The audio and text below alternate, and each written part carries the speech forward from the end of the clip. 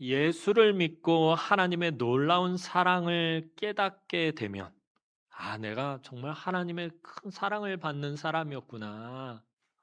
하나님 나를 정말 사랑하시는구나. 그거를 깨닫게 되면 우리가 새롭게 변화됩니다.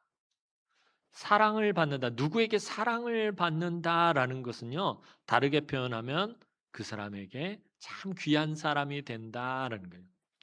금요일 날 금요 기도회 때 말씀드렸던 것처럼 우리가 얼마나 존귀한 자인지를 알게 된다면 우리가 함부로 살지 못한다라는 거예요.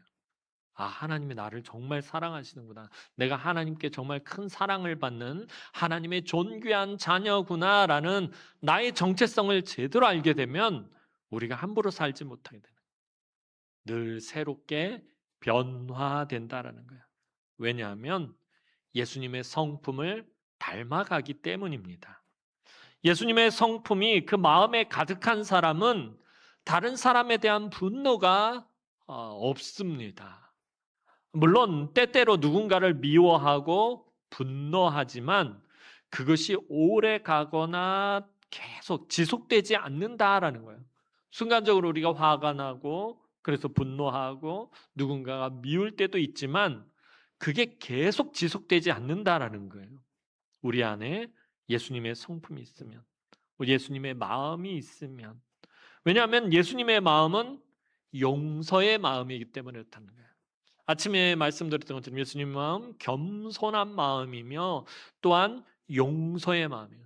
그러니까 마음이 겸손하지 않으면 용서할 수가 없다는 거죠. 다르게 얘기하면. 아침에 말씀드렸던 건 겸손하다는 게 뭐예요? 내 안에 있는 모든 걸 다 비워내는 거예요. 다. 그러니까 용서를 할 수 있는 거예요. 용서를 담아낼 수 있는 거예요. 다른 사람에 대해서 용서할 수 있는 여지가 생기는 거예요. 그런데 우리 안에 그런 것들이 없어요. 그냥 꽉 차 있고 다 닫혀 있어요. 그러면은 용서할 수가 없다라는 거예요.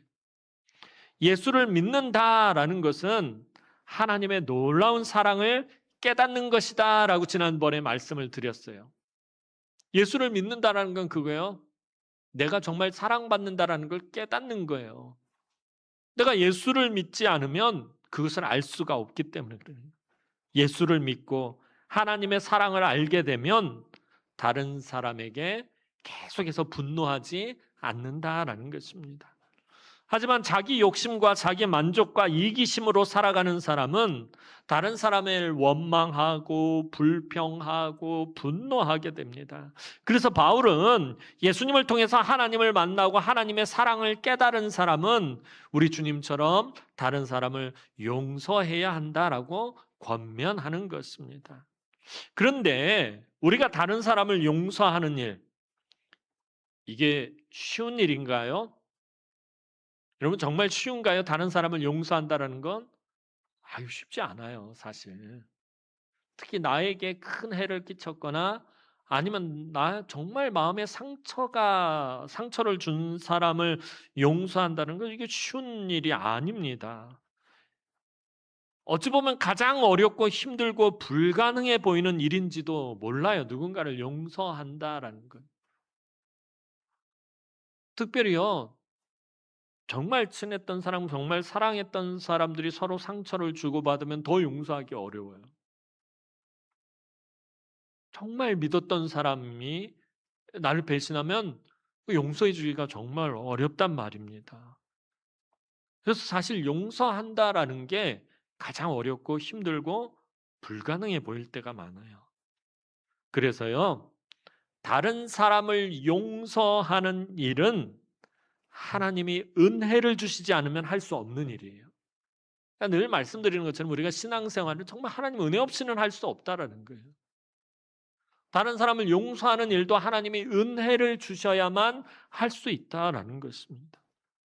하나님이 나에게 은혜를 풍성하게 주셔야 비로소 내가 얼마나 큰 사랑을 받았으며 내가 얼마나 큰 죄를 용서받았는지 깨닫게 되고 다른 사람을 향한 용서가 시작된다라는 거예요. 내가 1만 달란트 되는 엄청난 빚을 우리의 주님으로부터 탕감을 받았다는 사실을 깨달아야만 비로소 나에게 100데나리온 빚진 사람을 탕감해 줄 수 있게 된다라는 거예요. 이 은혜를 깨닫지 못하면 아무것도 용서하지 못한다는 거예요.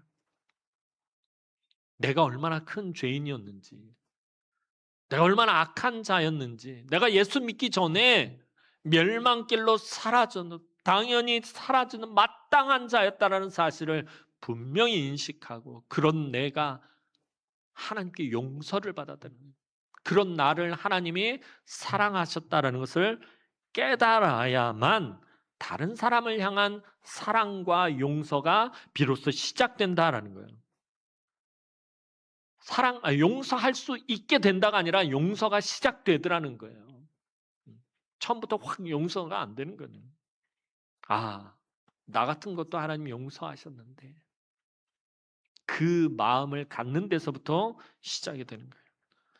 우리가 예수의 마음을 품지 않으면 결코 다른 사람을 용서할 수가 없어요. 예수님이 우리의 모든 죄를 용서해 주시고 하나님으로부터 용서받게 하기 위해서 십자가의 그 고난을 지셨다는 것.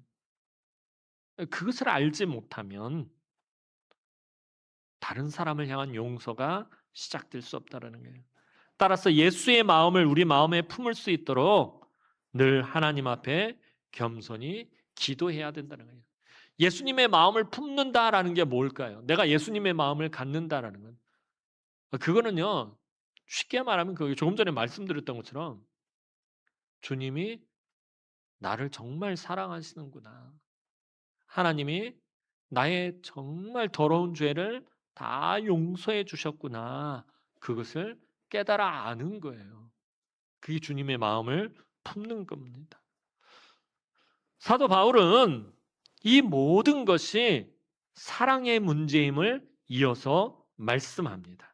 그러니까 예수의 마음을 품는 것, 내가 얼마나 큰 사랑을 받았는지, 내가 우리 하나님께 얼마나 큰 사랑을 받았는지 깨닫게 된다라는 이 말은요, 다시 말하면 이 모든 문제들이 사랑의 문제임을 사도 바울은 우리에게 말해줍니다. 자, 오늘 본문 14절 말씀 읽어보도록 하겠습니다. 오늘 본문 우리 14절 말씀 읽어봅니다. 시작.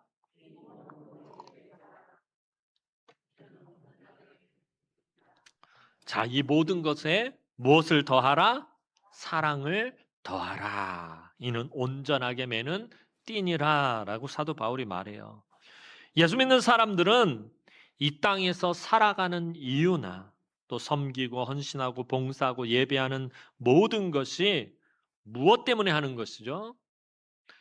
저와 여러분들이 왜 이 땅에서 살아가요? 살아가는 이유가 뭐냐라는 거예요. 여러분들 오늘 교회 나와서 왜 예배하고 왜 섬기고 왜 헌신하고 왜 봉사하느냐라는 거예요. 왜 이 시간까지 여러분 남아서 예배 드리느냐라는 거예요. 이 모든 것이 무엇 때문이다? 하나님의 사랑 때문이다라는 거예요. 하나님이 날 사랑하기 때문에 여러분 우리가 살아가는 거예요. 하나님이 날 사랑하지 않는다면 내가 살아갈 이유가 없는 거예요. 내 존재 가치가 없어지는데요. 하나님이 날 사랑하시기 때문에 나의 존재 가치가 있는 거예요. 하나님이 날 사랑하시기 때문에 내가 하나님께 존귀한 자녀가 됩니다. 내가 존귀한 가치가 있다는 걸 알기 때문에 살아가는 거예요. 내가 얼마나 소중하고 존귀한 자인지 알지 못하면 살아갈 이유가 없는 거예요. 여러분, 우리가 오늘 교회 나와서 예배하는 것, 왜 하나님을 예배해요? 왜 하나님을 찬양해요? 하나님의 사랑을 알기 때문에 그런 거예요. 하나님의 사랑을 모르는데 어떻게 예배할 수 있어요? 하나님의 은혜를 모르는데 어떻게 예배하고 헌신하고 봉사할 수 있어요? 우리가 예배하고 헌신하고 봉사하고 섬기는 모든 것들의 근거는 하나님의 사랑 때문이다라는 거예요. 우리가 하나님의 사랑 때문에 살아가는 것이고요. 하나님의 사랑 때문에 모든 일을 해 나가는 거예요. 그래서 우리 그리스도인들은 무엇을 하든지 하나님의 사랑을 힘입어서 해야 되는 거예요. 그래서 사도 요한은 하나님은 사랑이시라라고 말하는 거예요. 하나님 사랑 그 자체다라고 말해요. 지난주에 말씀드린 것처럼 우리가 하나님의 크고 놀라운 사랑을 받았다라는 것을, 내가 얼마나 큰 사랑을 내가 얼마나 놀라운 사랑을 받았느냐, 이것을 알지 못하거나 우리 마음에 하나님의 그 사랑이 없으면 우리가 긍휼과 자비와 온유와 겸손과 오래 참음의 옷을 입을 수가 없다는 거예요. 그 사랑을 알지 못하면 예수님의 성품을 덧입을 수 없다라는 거예요. 그러니까 우리의 모든 출발점은 어디에 있느냐 하면 하나님의 사랑이 있는 거예요. 나의 믿음, 나의 신앙, 나의 온전한 모든 것의 출발점은 하나님이 나를 사랑하시는구나 라는 것을 깨닫는 데서부터 시작된다라는 거예요. 여러분 곰곰이 생각해 보시기 바랍니다. 여러분들이 처음 예수님을 만났던 날, 내가 처음 예수님을 만나고, 내가 인격적으로 예수님을 만나고 예수님을 나의 구주로 영접했을 때 여러분이 깨달은 건 딱 두 가지예요. 내가 엄청난 죄인이었구나 라는 것하고, 두 번째가 그러한 죄인인 나를 하나님이 정말 사랑하시는구나, 이거예요. 여기서 시작하는 거예요. 모든 것들이, 우리 신앙의 모든 근거가 하나님의 사랑에서 시작한다라는 거예요. 그래서 이 사랑을 알지 못하면 우리가 교회에서 온전한 신앙생활을 할 수 없는 거예요. 하나님의 사랑으로만 가능하다는 거예요. 그래서 사도 바울은 이 모든 것에 무엇을 더하라? 사랑을 더하라 라고 말하는 거예요. 여러분의 삶에 어떤 문제가 있어요? 사랑을 더하시라는 거예요. 여러분 걱정과 근심과 염려가 넘쳐나나요? 사랑을 더하라는 거예요. 무엇을 해야 될지 알지 못하나요? 사랑을 더하라는 거예요. 누군가 미운 사람이 있고 싫은 사람이 있나요? 사랑을 더하라는 거예요. 아주 강하게 지금 사도 바울이 권면하고 있는 거예요. 이 사랑이 없으면 아무것도 못하는. 그래서 사도 바울은 띠를 매라고 말하는 게 뭐냐면, 전에도 한번 에베소서 6장에서 그 하나님의 전신갑주할 때 진리로 띠를 매고 띠를 띠고 할 때 한번 설명을 드렸던 것 같아요. 유대인들의 옷은, 예수님이 입었던 옷도 그러고요, 유대인들의 옷은 통으로 길게 짠 원피스 같은 옷이에요. 지금 우리는 뭐 투피스, 쓰리피스 뭐 그러는데 그냥 원피스예요. 이 유대인들의 옷은 통으로 길게 짠 옷이에요.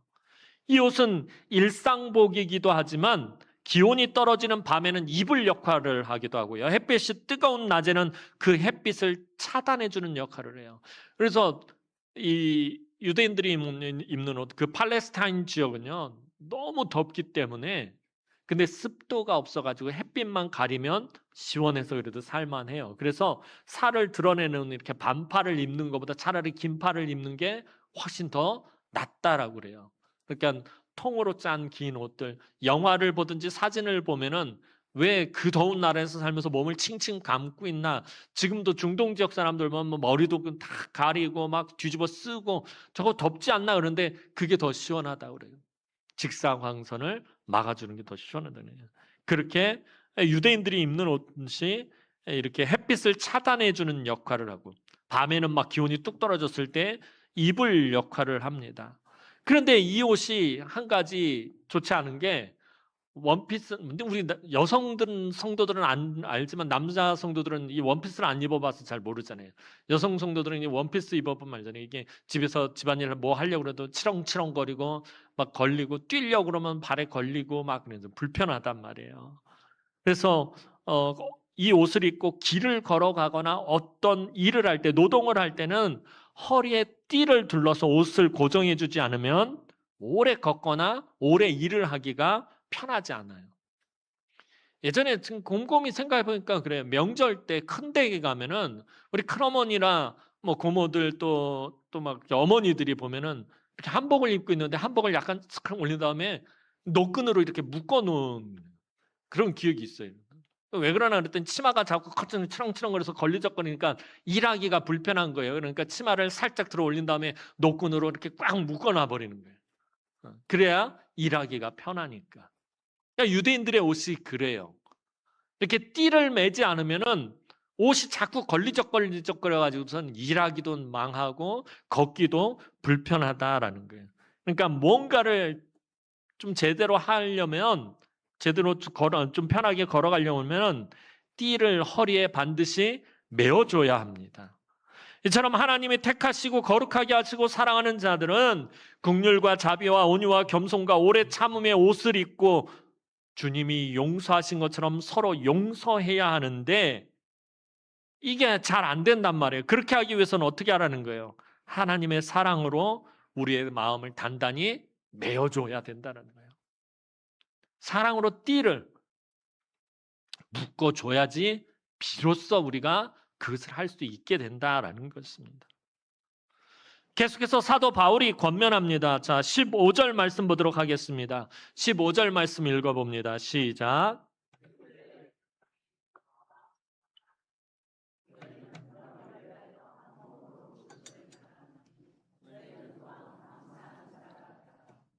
자, 사도 바울은 사랑을 더하라 라는 말에 이어서 무엇을 이야기하냐면 그리스도의 평강이 너희의 마음을 주장하게 하라 라고 말하고 있어요.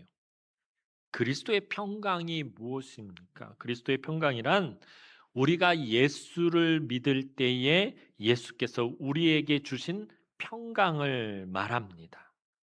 그러니까 이거는 우리 스스로가 누릴 수 있는 게 아니다라는 거예요. 우리가 예수를 믿을 때 우리의 모든 죄를 용서받아요. 그죠?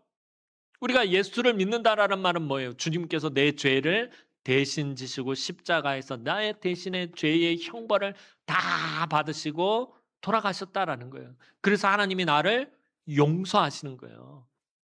하나님이 나를 용서하시는 근거가 어디 있냐면 십자가에 있다라는 거예요. 주님이 내 죄를 대신 지셨다라는 거에 근거가 있는, 그래서 하나님이 나를 용서하시는 거예요. 우리가 모든 죄를 용서받으면 주님께서 우리에게 평강을 주신다는 거예요. 여러분 그렇잖아요. 무슨 말이냐면 내가 뭘 잘못했어요. 내가 우리 집사람한테 뭘 잘못했어요. 이거를 숨기고 있으면 계속 마음이 어때요? 불안해요. 그거 비슷한 얘기만 해도 깜짝깜짝 놀라고 막 그런단 말이에요. 용서받지 못하면 마음에 평안이 없어요. 평강이 없어요. 근데 내가 이제 우리 집사람한테 여보 내가 사실은 이렇게 해서 이걸 잘못했는데 용서해도 그랬더니 우리 집사람이 흔쾌히 용서해 줬어요. 그럼 내 마음이 어때요? 이제부터 편안해지는 거예요. 걱정할 게 없어요. 더 이상.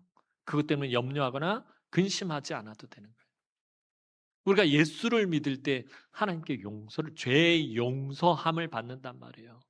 죄를 용서받았기 때문에 그리스도께서 우리에게 평강을 주시는 거예요. 그러니까 이게 내가 평강하고 싶다. 나는 평안해. 난 평강해 한다고 해서 되는 게 아니라는 거예요. 용서받을 때만이 누릴 수 있는 은혜가 평강입니다. 그런데 오늘 사도 바울은 뭐라고 하냐면 그 평강이 우리의 마음을 주장하게 하라라고 말하고 있다는 거예요. 예수님이 주시는 그 평강이 우리를 주장하게 하라는 거예요. 여기서 이 주장하다라는 말은 사도 바울 당시에 헬라 지역에서 행해지던 올림포스 경기와 관련된 용어입니다. 이게 어떤 때 사용되는 말이냐면 어떤 경기를 올림포스 경기를 할 때 그 경기를 심판이 주관하고 심판이 진행하는 것을 관련해서 쓰는 말이 이 주장하다라는 말입니다. 무슨 말이냐면 심판은 그가 맡은 경기의 모든 것을 어떻게 운영하고 진행해요. 그래서 때로는 어떤 잘 이렇게 반칙한 선수에게 경고를 하기도 하고 또 반칙이 심하면 퇴장을 시키기도 하고 마지막에 승패를 선언하기도 한다는 거예요. 아니 지난번에 우리 멕시코와의 경기 때 핸드링 반칙이 있었는데 심판이 그걸 안 보고도 못 본 척 한 건지 그냥 뭐 열딱지가 나잖아요. 근데 그게 뭐냐면 그게 오늘 본문 말로 치자면 심판이 주장하는 거예요. 심판이 그 경기를 운영하는 거예요. 심판이 모든 것들을 결정하는 거예요. 그때 쓰는 말이 이게 주장하다라는 말입니다. 예수 그리스도께서 주시는 평강이 우리 삶의 모든 것들을 다스리시고 진행하고 운영할 수 있게 하라라는 것입니다. 삶의 걱정과 근심과 염려가 넘쳐날 때 예수 그리스도께서 주시는 평강이 그 걱정과 근심과 염려를 다스릴 수 있게 하는 거예요.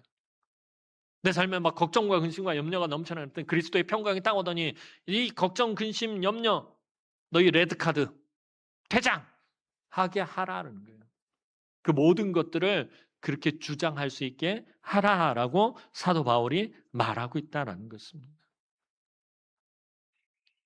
여러분, 우리가 아무리 예수 믿고 하나님의 자녀가 되었다 하더라도 이 땅을 사는 동안은 연약한 육신 가운데 살아가기 때문에 힘들고 어려운 고난을 만나면 근심과 걱정과 염려와 두려운 마음이 드는 것은 어쩔 수 없는 거예요.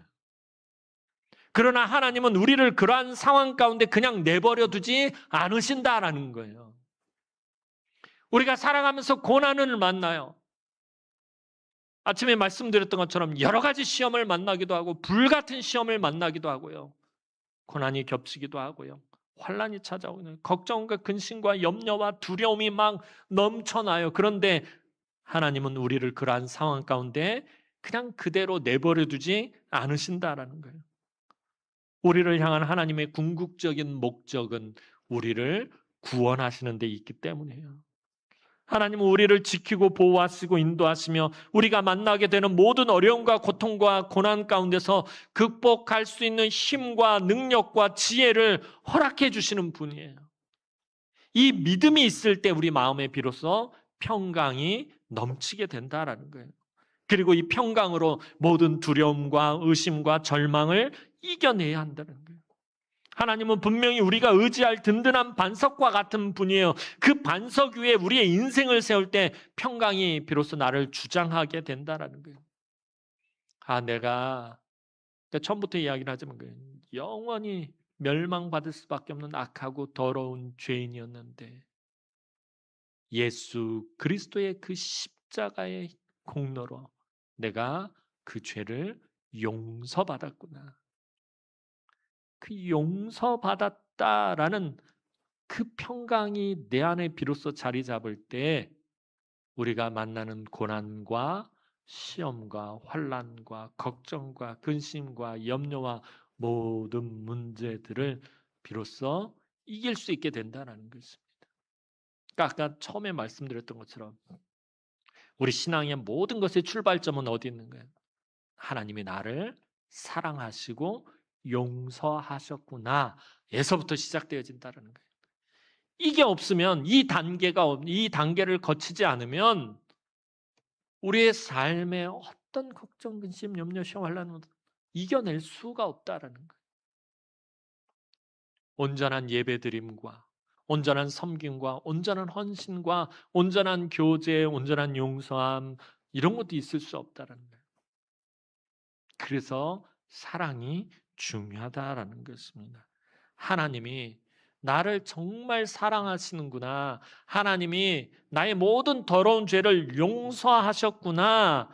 라는 그 반석과 같은 믿음이 우리에게 있을 때 우리의 인생이 비로소 평강을 누릴 수 있다라는 것입니다.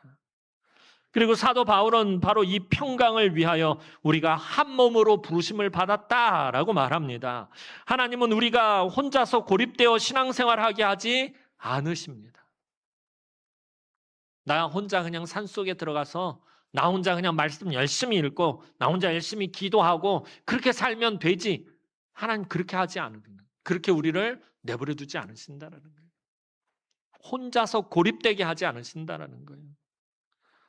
모여 있으면 맨날 상처만 받고 힘들게 하고 마음 상하고 그냥 나 혼자 할래. 하나님 그렇게 하게 하지 않으신다라는 거예요. 주님의 몸된 교회로 부르셨고 교회 안에서 그리스도의 지체로 함께 합력하여 선을 이루도록 부르셨다라는 거예요. 함께 합력해서 선을 이룬다라는 게 뭐예요? 우리가 서로 참 부족하고 연약한 인간이라는 것, 서로에게 참 연약한 자라는 것을 인정하는 거예요.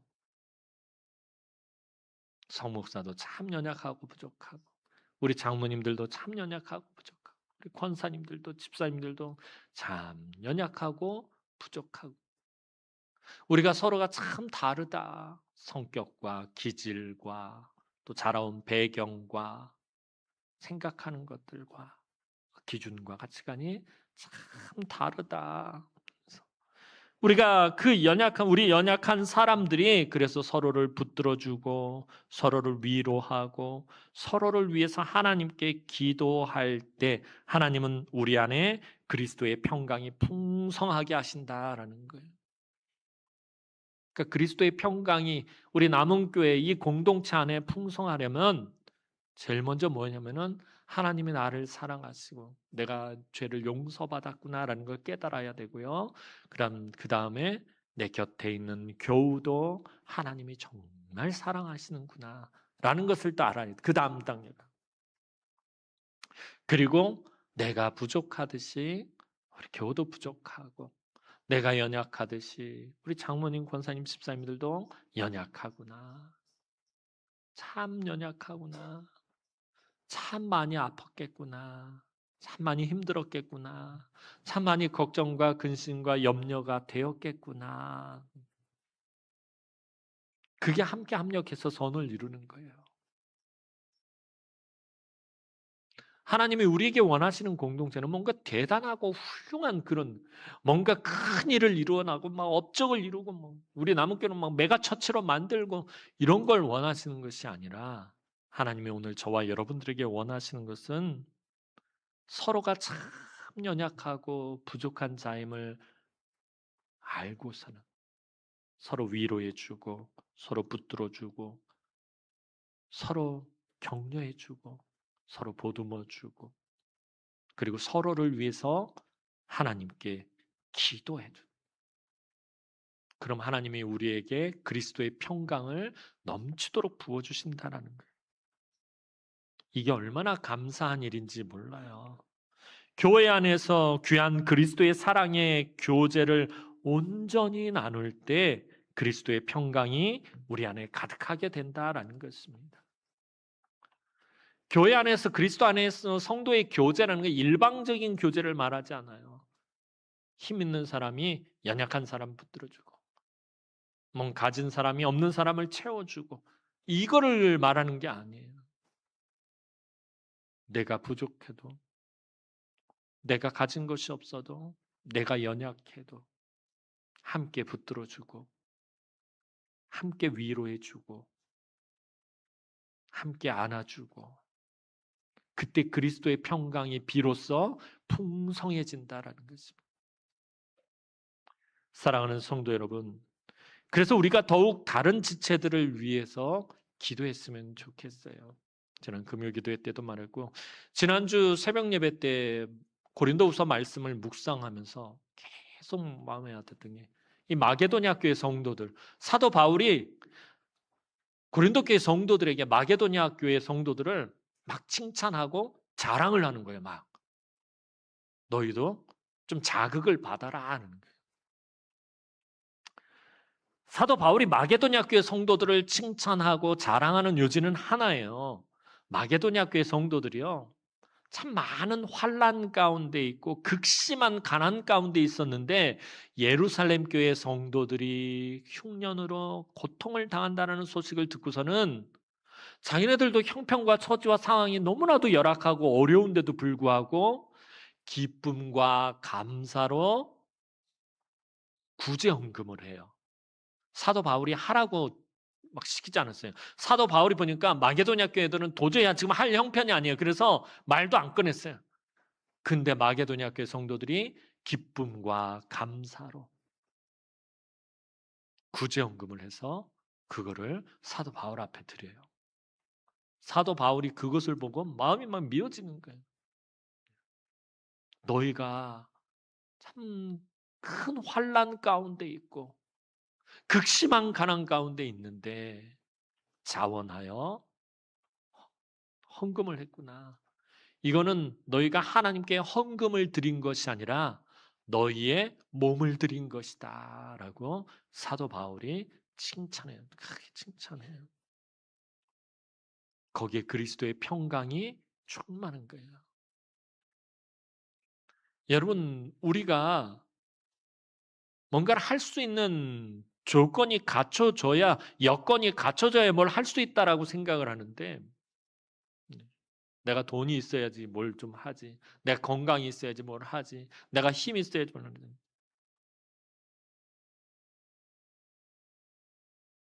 근데 성경은 우리가 꼭 그렇지 않아도 된다는 거예요. 물질이 없어도, 건강이 없어도, 힘이 없어도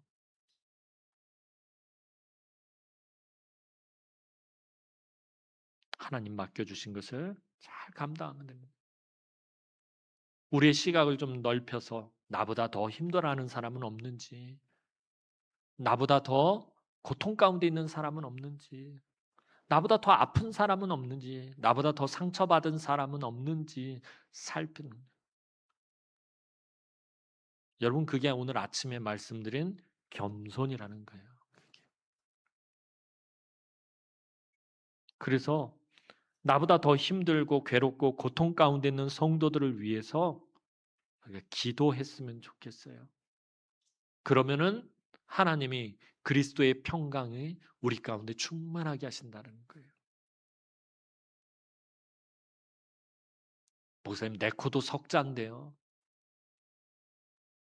근데 그렇게 힘들고 어려울 때 다른 사람을 위해서 하나님 앞에 기도할 때 더 큰 은혜가 있다는 거예요. 더 풍성한 복을 받게 된다는 거예요. 여러분, 다른 사람을 위해서 기도하는 것, 그게 바로 우리가 사랑의 띠를 매는 거예요.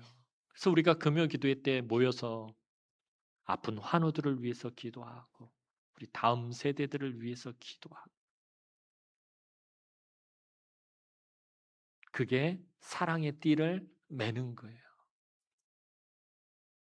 하나님이 그 기도를 들으시는 거예요. 그것이 그리스도의 평강이 우리의 삶을 주장하게 하는 거예요.